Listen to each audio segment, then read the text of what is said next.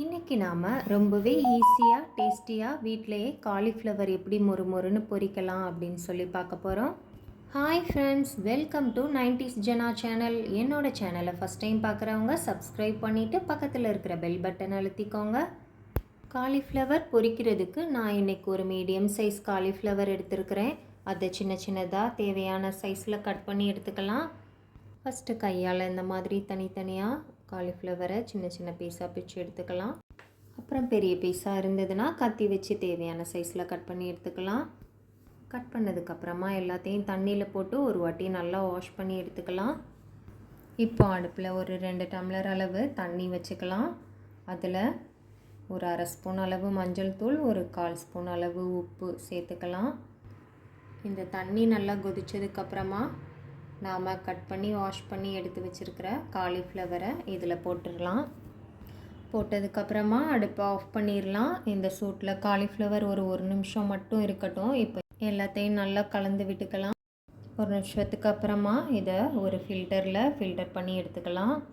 அப்புறமா ஒரு பவுல் எடுத்துகிட்டு 1 ஸ்பூன் அளவு மஞ்சள் தூள்,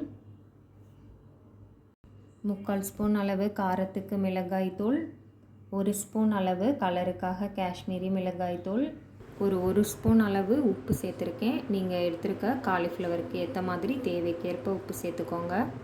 ஒரு 3 ஸ்பூன் அளவு அரிசி மாவு, ஒரு 2 ஸ்பூன் அளவு கார்ன்ஃப்ளவர் மாவு, ஒரு 4 ஸ்பூன் அளவு கடலை மாவு,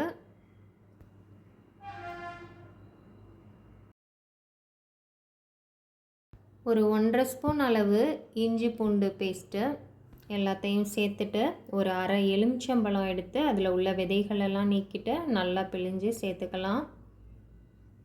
ஒரு அரை ஸ்பூன் அளவு கரம் மசாலா தூள் சேர்த்துக்கலாம். இது ஆப்ஷனல் தான், விருப்பம் இல்லைன்னா ஸ்கிப் பண்ணிடலாம். சேர்த்தா இன்னும் கொஞ்சம் நல்லாயிருக்கும். இப்போ இதை எல்லாத்தையும் நல்லா மிக்ஸ் பண்ணிக்கலாம். தேவையான அளவு கொஞ்சம் கொஞ்சமாக தண்ணி சேர்த்து மிக்ஸ் பண்ணிக்கலாம். இப்போ தேவையான அளவு தண்ணி சேர்த்து இந்த அளவு நல்லா மிக்ஸ் பண்ணதுக்கப்புறமா நாம் வெந்நீரில் போட்டு ஃபில்டர் பண்ணி வச்சுருக்கிற காலிஃப்ளவரை இதில் சேர்த்துக்கலாம். இப்போ மசாலா எல்லாம் நல்லா காலிஃப்ளவர் கூட மிக்ஸ் ஆகிற அளவு நல்லா மிக்ஸ் பண்ணிக்கலாம். எங்கேயுமே கேப் இல்லாமல் நல்லா எல்லா இடங்கள்லையும் படுற மாதிரி நல்லா மிக்ஸ் பண்ணிக்கலாம். குறைஞ்சது ஒரு 15 நிமிஷமாவது ஊற வச்சுக்கலாம். நான் ஒரு 30 நிமிஷம் ஊற வச்சுருக்கேன். இப்போ அடுப்பில் ஒரு எண்ணெய் சட்டி வச்சுட்டு எண்ணெயை சூடு பண்ணிக்கலாம். எண்ணெய் சூடானதுக்கப்புறமா மீடியம் ஃப்ளேமில் வச்சுட்டு நாம் கொஞ்சம் கொஞ்சமாக காலிஃப்ளவரை உள்ளே சேர்த்துக்கலாம்.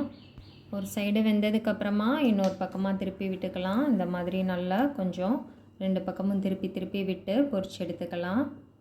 அடுப்பை ஹை ஃப்ளேம்லேயும் வைக்கக்கூடாது, லோ ஃப்ளேம்லேயும் வைக்கக்கூடாது, மீடியம் ஃப்ளேம்லேயே வச்சு பொரிச்சு எடுக்கலாம். காலிஃப்ளவர் நல்ல கலர் சேஞ்ச் ஆகி வரும். இப்போ பாருங்கள், இந்த மாதிரி நல்லா கலர் சேஞ்ச் ஆகி பபிள்லாம் நல்லா குறைஞ்சதுக்கப்புறமா நாம் காலிஃப்ளவர் எடுத்துக்கலாம்.